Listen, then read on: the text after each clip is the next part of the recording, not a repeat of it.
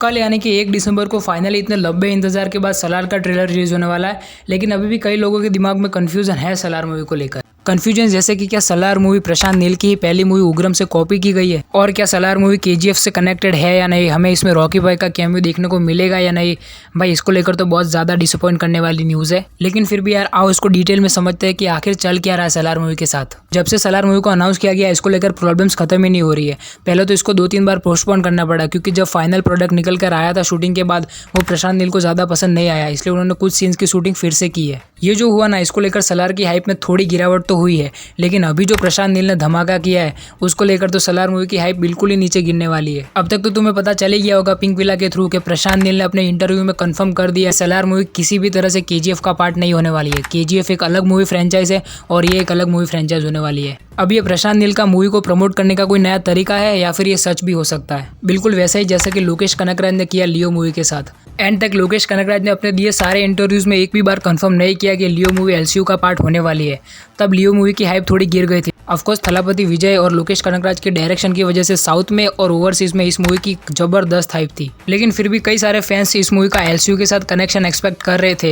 लेकिन लोकेश कनगराज ने एक भी बार ये नहीं कहा कि एलसीयू के साथ लियो कनेक्ट होने वाली है। और फिर जब थिएटर में जाकर लोगों ने देखा फर्स्ट डे फर्स्ट शो, फिर उनको पता चला कि नहीं भाई यहाँ पर तो अलग ही मामला चल रहा है। थिएटर में नेपोलियन को देखकर जितनी ज्यादा सीटियां बजी थी भाई, मैं सोच रहा था कि एक साइड कैरेक्टर को लेकर इतनी ज्यादा सीटियां और तालियां कैसे बज सकती है।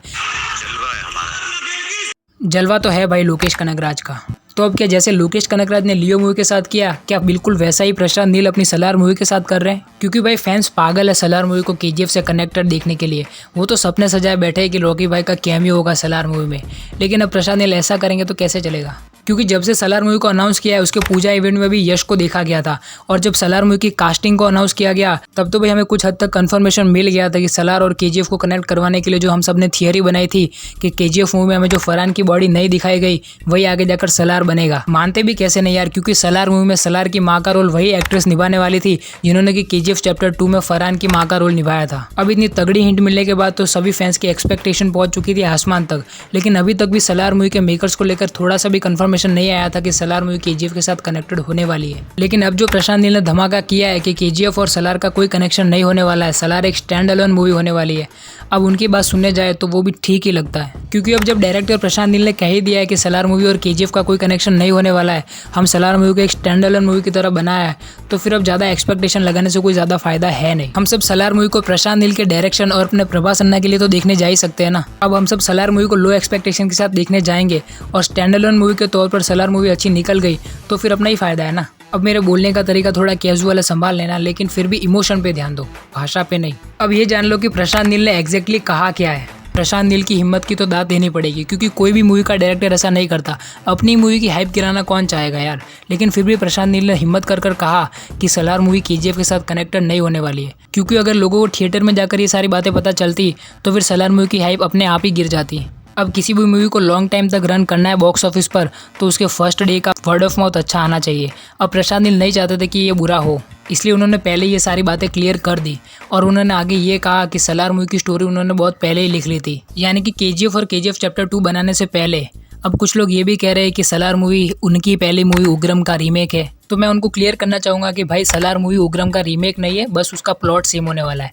अब उसको लेकर भी प्रशांत नील ने ऐसा कहा कि जब उन्होंने अपनी पहली मूवी उग्रम बनाई थी तब इनके पास इतने रिसोर्सेज नहीं थे, इनके पास इतना बजट नहीं था कि इस मूवी को ये बड़े स्केल पर बना सके। अब प्रशांत नील कहते हैं कि उग्रम मूवी की स्टोरी में इतना पोटेंशियल था कि वो पूरे इंडिया को एंटरटेन कर सकती थी, इसलिए उन्होंने सलार मूवी में प्लॉट सेम रखा है। अब मेरे हिसाब से ये इतनी बुरी बात तो है नहीं, क्योंकि उग्रम मूवी को सिर्फ साउथ में देखा गया, नॉर्थ इंडियन ऑडियंस को तो पता भी नहीं है कि उग्रम जैसी कोई मूवी भी है। हाँ भाई, मेरे और तुम्हारे जैसे फिल्मी फैंस को छोड़कर हमने तो सब कुछ देख रखा है ना। तुमने उग्रम मूवी को देखा है या नहीं ये मुझे कमेंट में लिख के बताओ। अब आगे उन्होंने सलार मूवी की स्टोरी की हिंट देते हुए ऐसा भी कहा कि सलार मूवी की स्टोरी होने वाली है दो बहुत ही खास दोस्तों की, जो कि आगे चलकर दुश्मन बनने वाले हैं। तो अब बात रही गैंगस्टर यूनिवर्स, केजीएफ यूनिवर्स, जो हम सब फैंस ने बड़े बड़े नाम दिए थे यूनिवर्स के, अब उनका क्या होगा? टेंशन लेने की ज़रूरत नहीं है मित्रों, क्योंकि अभी भी एक उम्मीद की किरण बाकी है, NTR 31। अब इसको लेकर कुछ ज़्यादा न्यूज़ तो है नहीं, लेकिन अब क्या पता उनको जोड़ी दे केजीएफ के साथ। जो भी सारी बातें वो फैंस की डिमांड पर होती है यार। अब स्टोरी पर चेंज लोकेश कनगराज कर सकते हैं तो प्रशांत नील क्यों नहीं? तो चलो अब सलार मूवी आने का वेट ही कर लेते हैं, और क्या ही कर सकते हैं हम सारे मिलकर। अब मैं आशा करता हूँ कि सलार मूवी को लेकर तुम्हारे जितने भी डाउट्स होंगे वो सारे क्लियर हो गए होंगे, लेकिन फिर भी अभी कुछ बचा है तो मुझे कमेंट सेक्शन में लिख के जरूर बताना। और अब तुम सलार मूवी को लेकर उतने ही एक्साइटेड हो जितना कि पहले थे, या फिर कुछ एक्साइटमेंट कम हो गई है। मेरी बात करूँ तो हाँ, थोड़ी एक्साइटमेंट तो कम हुई है, लेकिन इतनी भी ज़्यादा नहीं। मैं अभी भी एक्साइटेड हूँ सलार मूवी को देखने के लिए। तो चलो मिलते हैं अगले वीडियो में। अगर ये वीडियो पसंद आया तो इस वीडियो को लाइक मार दो और चैनल को सब्सक्राइब भी कर लेना। बाय।